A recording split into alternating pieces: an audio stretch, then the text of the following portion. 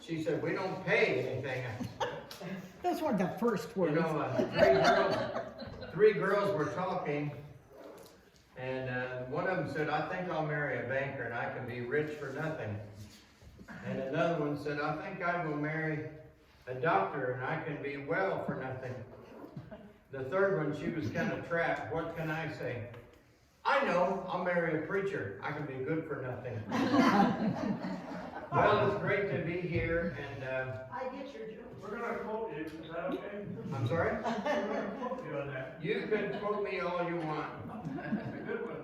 I'm like that girl that said to her boyfriend, go ahead and kiss me. Nothing makes me sick.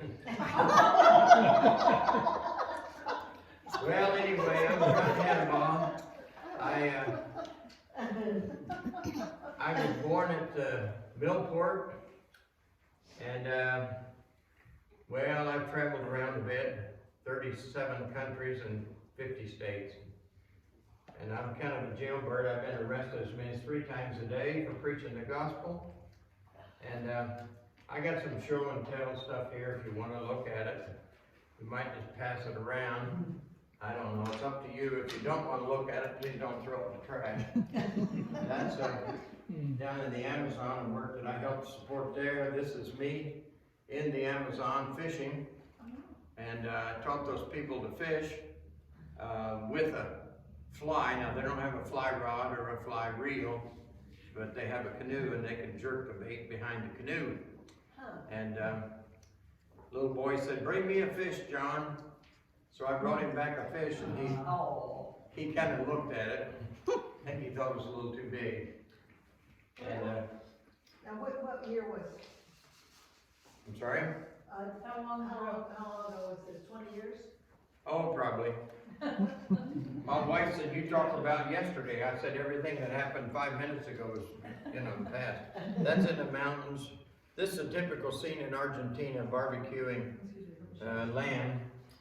I went to Argentina in 1967. I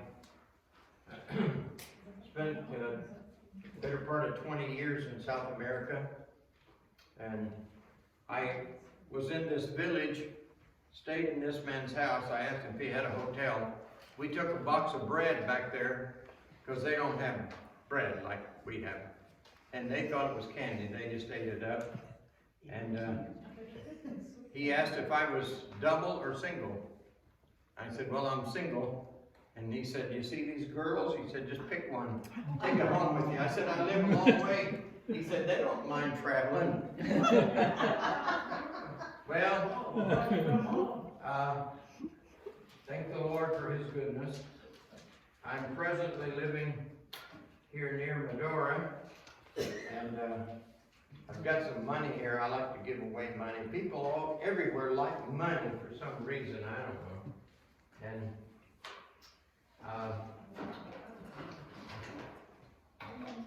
this is a story here. I was tying these fish flies because those people in the jungle didn't know how to fish. And they might take a spear and a light and go out and try to spear something. And you'd see them coming up the river or something. And I saw one guy paddling a canoe, and I said, why has he got such a long face?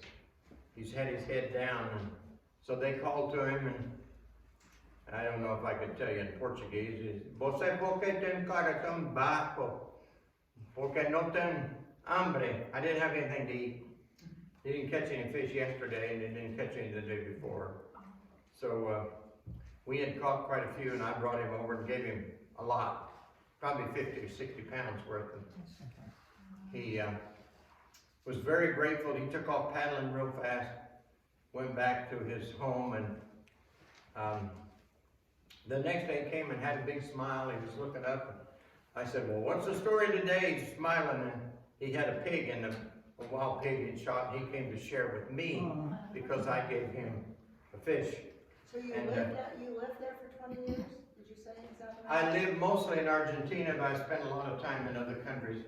This is a fish fly, and I taught the Brazilian picked out a few of them and had taught them how to tie flies. I bought bucktails by the hundreds, and I'd give them a red one and 2 yellow ones and some hooks, and they would tie this fish fly. And I paid the girls 25 cents to tie the flies, and then we gave them away. And at the last count, we'd given away over 5,000. Wow. I did, we come up with the idea, people would see us catch a fish on a fly and they wanted the fly. Well, after you catch a few fish, they're pretty well shot. Oh, really? They just tear them up, you know, Yeah, the they fish teach. chew. And so,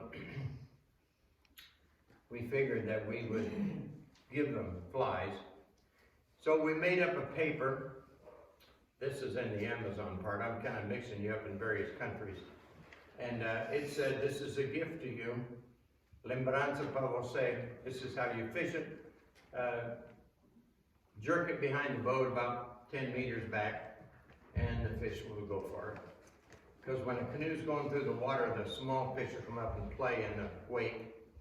And they got so they just loved them. And we wrapped it in cellophane. We told them a short gospel message and said, you know, if you want to go to church, you have to give them a river maybe crossing, the Juma and the Guadi where they cross, and we'd have a church. And so there was a lady on a little platform washing clothes, and we were flying along on a Cessna 172 float plane, and she stood up and waved a bed sheet at us. So we circled the plane around and threw out a couple of those things.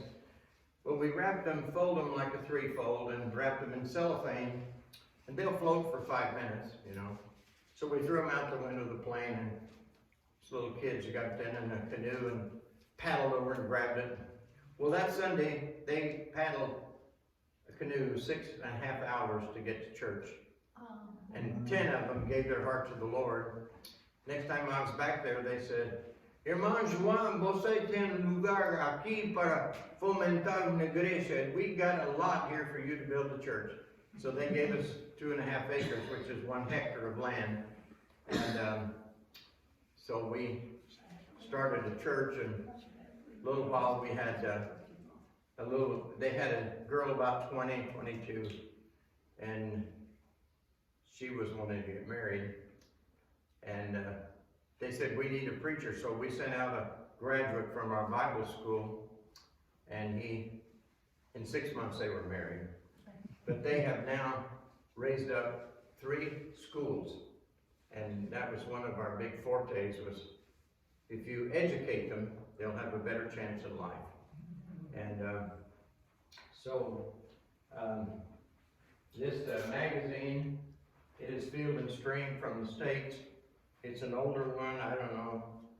But the editors were flying down to Brazil for a fishing trip, and they got there, and that's the paper that you saw, but they got there and found out that the people they had paid to take them around were not there.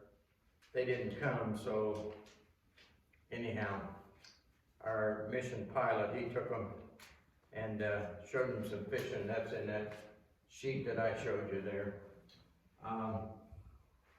At present, I'm speaking at various churches, just as a guest speaker. This is a book that I've written that's about 10 years old. I've got 2 more in the making, and sometimes I get discouraged and don't want to write anymore. But that one is still available. I got about 15, 20 copies. This one is on the Amazon, and I took that picture of the plane.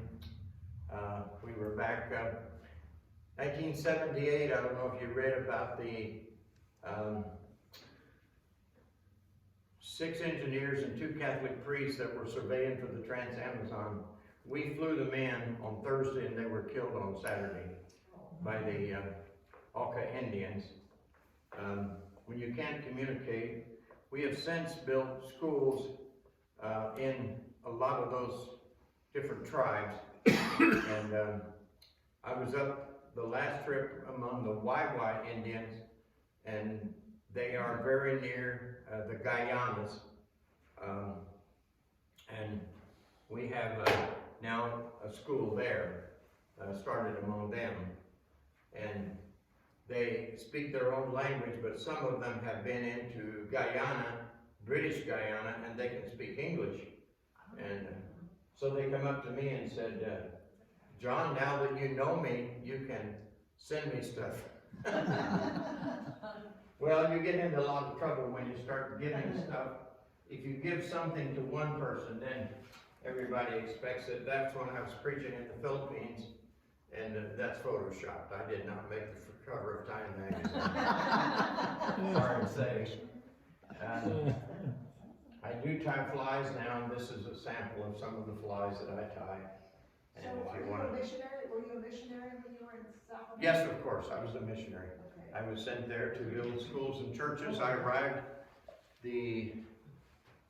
I left here the 26th of September, arrived the 16th of October, after 21 days in a ship, and I didn't know a soul and couldn't speak the language. What year was that? 1967. Okay. You were just a pup. Not really. And I didn't know anyone, and so you start out from scratch and everything. The only way you can go is up if you start at the bottom.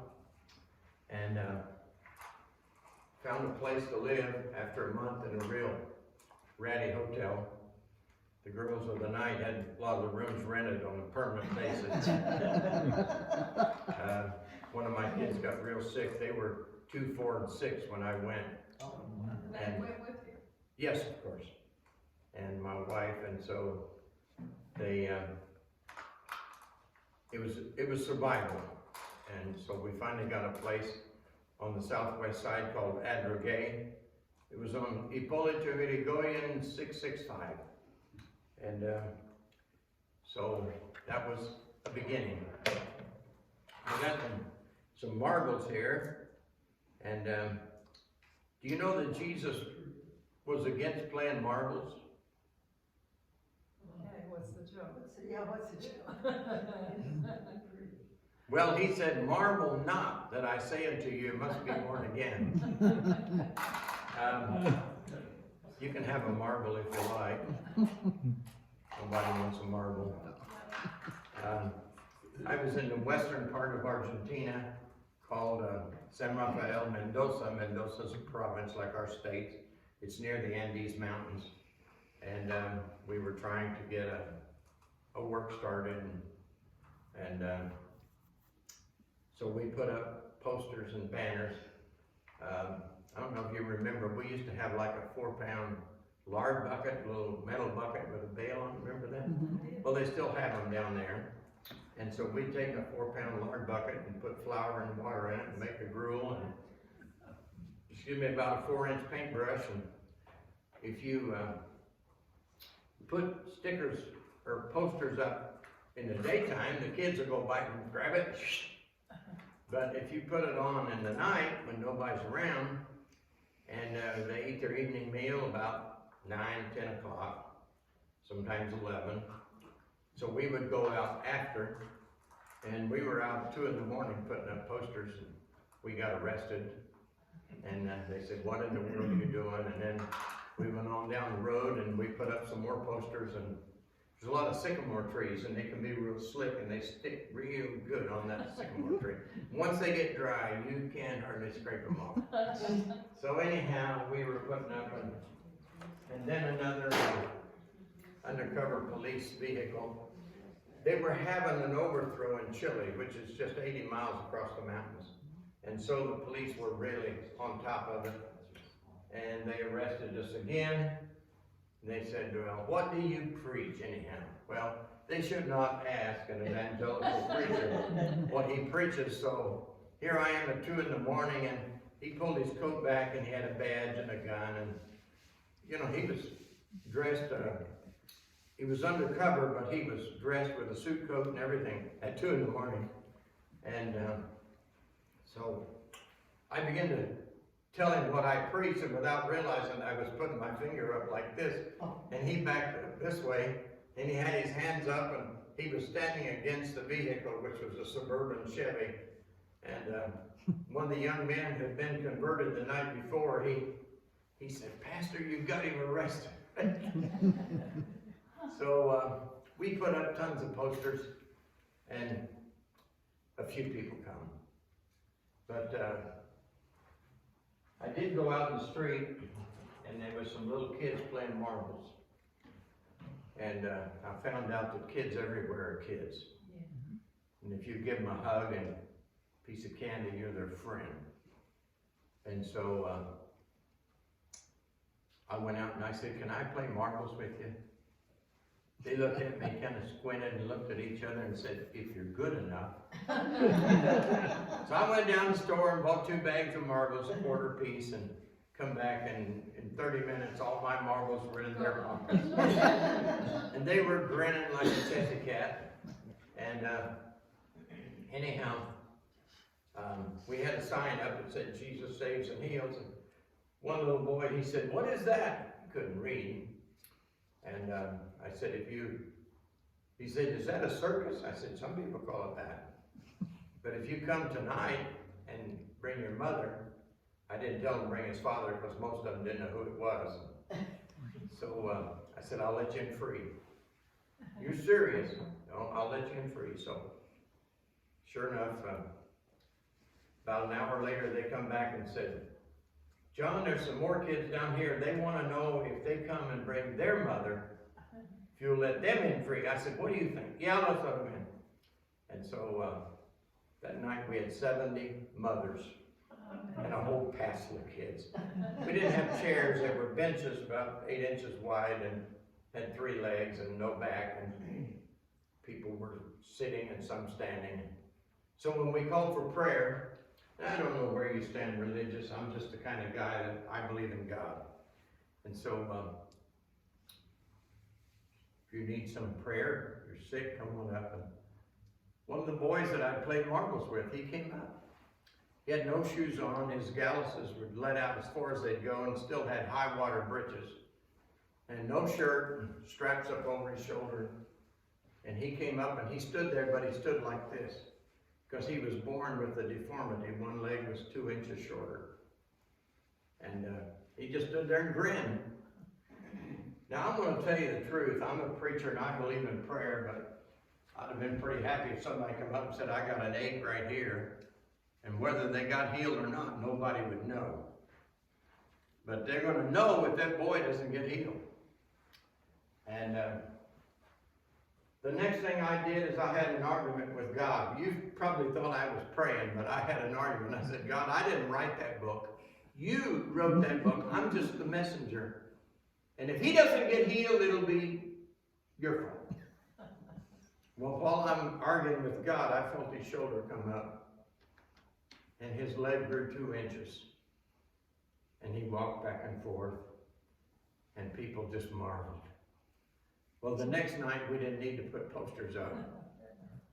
And they filled the street, they filled the other street, and they got so close, and they were bringing from the hospital in ambulances, and lady come with a baby in her arms, and sad to say, I've seen a lot of people die, and I've been with them when they're dying, and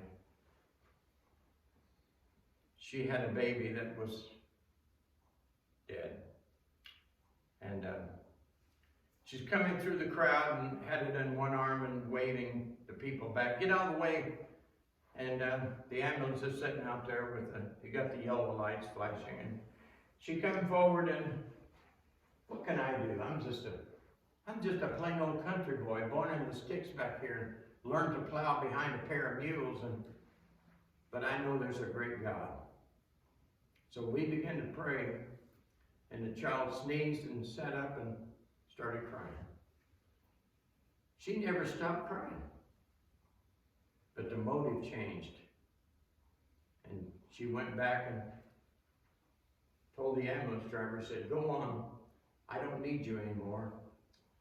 Tell you what, when you really find the Lord, there's a lot of things that you don't need anymore. So I had some exciting times and had some sad times.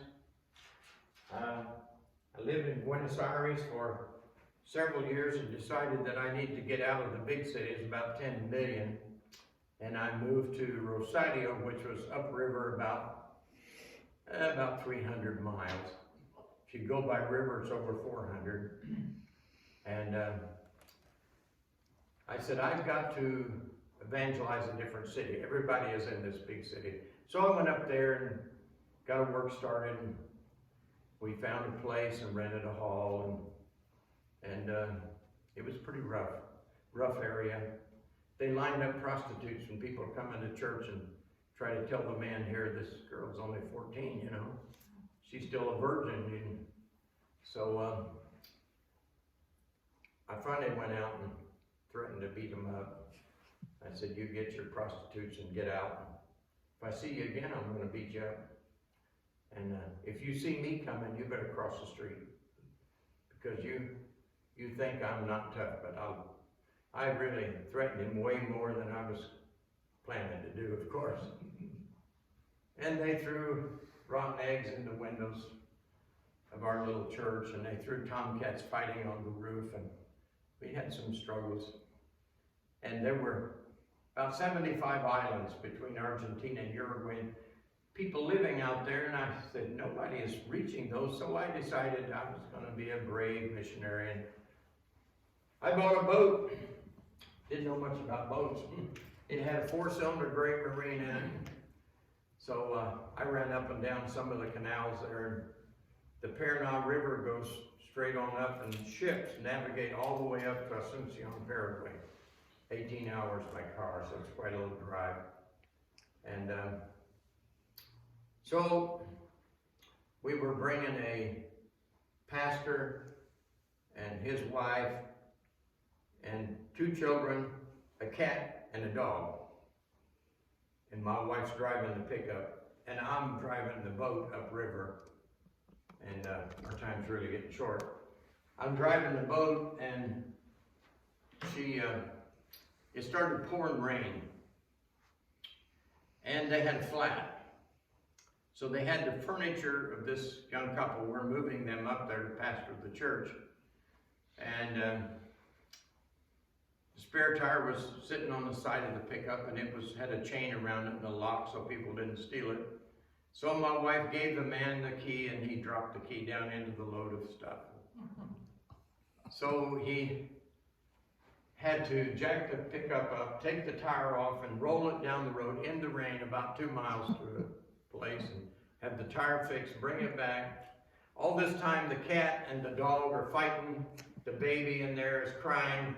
They ran out of diapers and were using t-shirts to diaper the baby. And it was a pretty sad situation.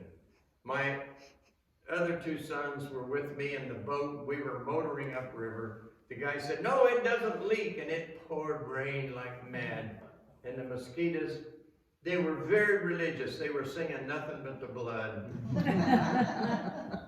I got into a narrow, and I had bought a set of, they call them charts of the river, and it showed the river there was 100 feet deep. I threw the motor quit, and I tied all the rope together, and I put the anchor down, and I had over 100 feet of rope, and it wouldn't touch the bottom.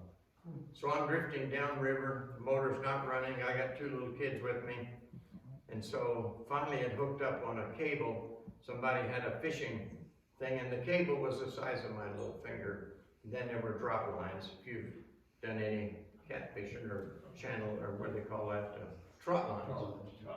And so I pulled it up and tried to get the anchor loose. I found out what was the matter with the motor. There's a little lock nut there, and the points had got too tight and wouldn't. So I undid that and set the points and got it started. So I pulled it up. And in the process, they put fish hooks on a chain like this, so when the fish bites, he doesn't cut the line in two. And what happened is that chain hooked into my jacket, and it was a Levi jeans jacket, pretty strong. And one of them hooked on each side. And it was pulling me overboard pretty fast. And I grabbed a knife and one of my sons said, "Dad, are we gonna be okay?" I can envision, I was being pulled overboard, the kids are on the boat, it's gonna be crashed down here, they'll drown and die, and nobody will know what happened, and I got the knife and I was trying to cut the line and I couldn't cut through the chain. But I finally got to the cable and I could cut it. When I cut the cable, I fell back and I was sweating everywhere. And so that was part of getting to Rosario to start a church, school, and today there's several believers there and schools, and even there's a radio program, and they're doing really good. And I got about 1 minute left. Did you want to ask any questions or? You've got more than a minute, but yeah, anybody wants to ask questions. Who are you associated with? I was with United Pentecostal Church while I was overseas, yeah. And I would come back every 5th year and deputize, travel around about, 1 year I traveled 37,000 miles in 9 months. And I preached 225 times. And I got back to Argentina and they said, "Well, you've been on vacation." I said, "What?" Might tell you about one story that was flying up to a remote village, and the plane started to miss. It was a float plane, as you saw in that picture. And anyway, it was missing, and we were 3,000 feet, so air is golden at that point. And we started to navigate over to the river. We were into hostile Indian territory, and before we got to the river, the motor died. When you see that prop straight up like that, it gives you a real funny feeling. So we got to the river, we're trying to navigate around logs and set the plane down. 2 little aluminum paddles, one on each side, holding onto the wing strut and paddling 2 miles upriver, and it seemed like 100. And the missionary said, "If we don't find this bridge, there's nothing for 600 miles. Oh my. And I said, "We better pray." So come around the bend in the river, there was the bridge, the Trans-Amazon Highway. We paddled up to the bridge and anchored and took the carburetor apart, and it was full of rust and junk. We bought the gasoline in sealed cans from the refinery, and it was full of trash. It would fill the palm of your hand. So while he's working on that, I saw something fall on the edge of the river. I went like this and scooped it up with sand and gravel and water and let it all run out. Little silver thing, and he said, "That's a needle valve. It won't fly without that." We spent the night because the plane would not take off when the air is hot. It has very little lift. Trees are 200 feet high on each side. While we were there, the Indians came up behind us, and we were on the border. They were not aggressive. I wanted to take a picture, and they just sterned up, and when they get that look, I put the camera down. And we spent the night, went up to Funai, the Fundación Nacional Indígenas. It was the Indian relations place. It was about 3/4 of a mile. We walked up there, hung up our hammocks, spent the night. 4:30 in the morning, woke up. The eastern sky had just barely a little bit pink. Checked the temperature and it was 78 degrees. He said, "Roll your hammock quick, we gotta run." And we took off and went down to the plane, and by the time we walked to the plane, it was already 82 degrees. Fast, it gets hot. And we cranked her up and went upriver and come back and couldn't get off. One thing that you really hate to give up in the jungle is water. We had these gallon jugs, and we had 3 of them, and we had to pour out 2 of them to get down enough weight. And then finally, he said, "Okay, we're gonna go way back and full throttle, because you know the engine's air cooled, and if you just keep full throttling it, and after a while you're not pulling enough air to cool the engine, and you can crack a cylinder." So we started around the bend, and he said, When I say so, you lean left. And so we leaned left and jerked it and got one float out of the water. And we flew with one float. And I mean, just, it's everything it will do. And when we lifted off, the palm trees brushed the bottom of the floats. Sweat was running everywhere. So it was a tight moment. Tell you one more story, that upriver, the Amazon stretches way up, and I've been to Iquitos, 3,000 miles from the mouth of the Amazon. And it's almost a mile wide at that point, even at Iquitos. And so I spent a week there teaching classes, and then a week at Lima, and a week in Juliaca, which is 14,000 feet up in the Andes. Air was so thin, you take one step, going up a stairway, take one step, and you breathe and take one step. Well, anyway, we were up, way up in the Amazon, and had dropped off Bible school students, 2 in this village, 2 here, and 2 here. Go see if you can get something started. And we got way up there and had a service. There was a lady that had a gathering, little church. Never underestimate the power of a woman. And my mother-in-law started several churches and built the first church in Portugal. She was Portuguese. Anyway, we had a service with this lady, and she had 15, 20, 25 people. She said, you must come back quickly because we need help.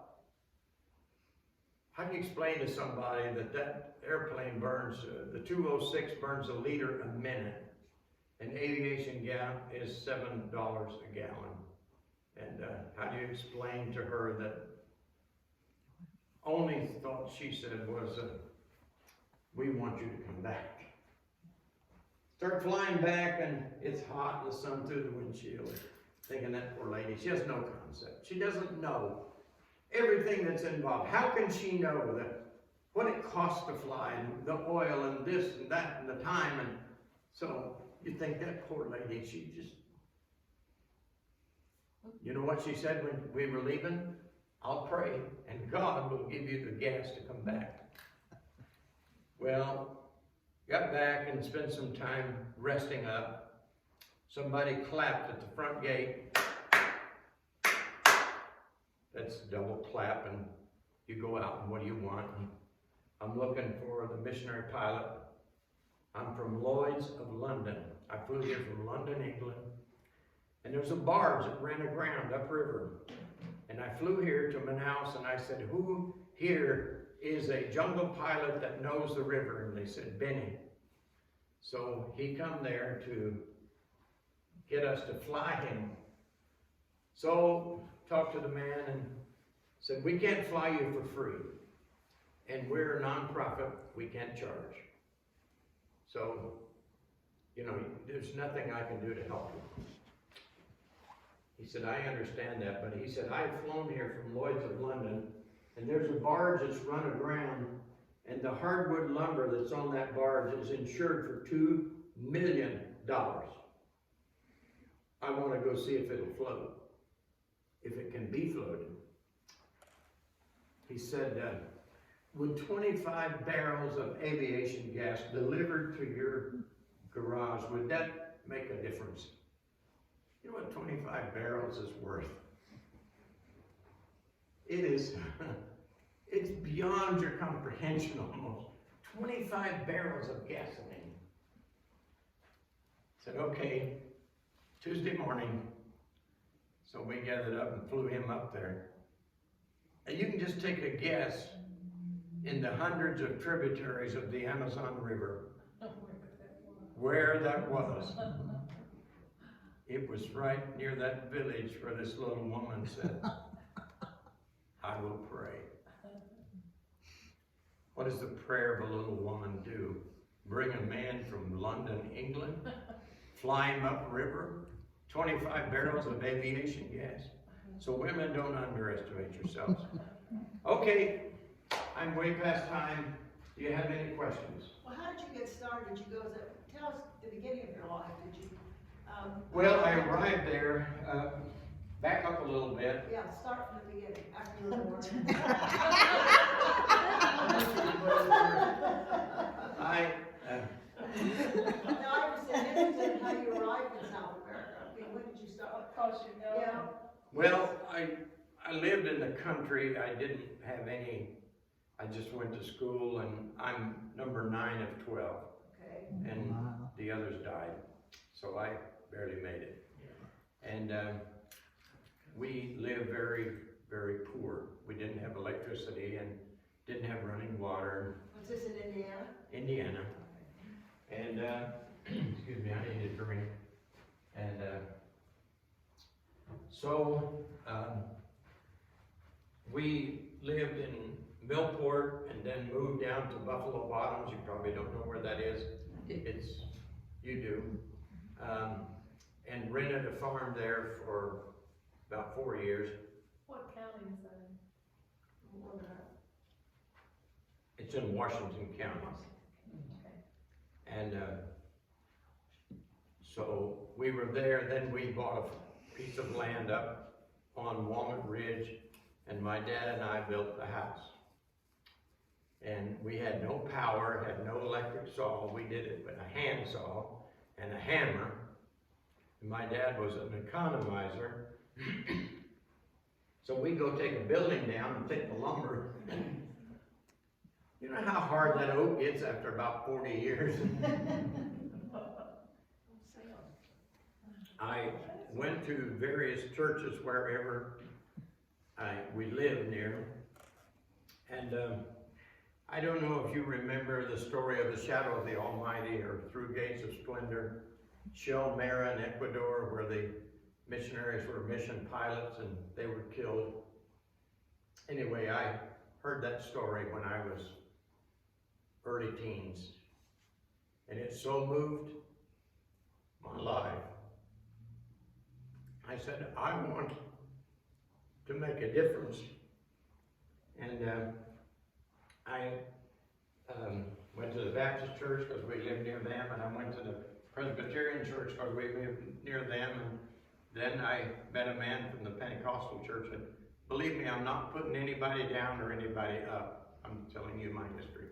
And so I became very interested in doing something beyond the local. 4 years in the seminary in Mississippi, and I spoke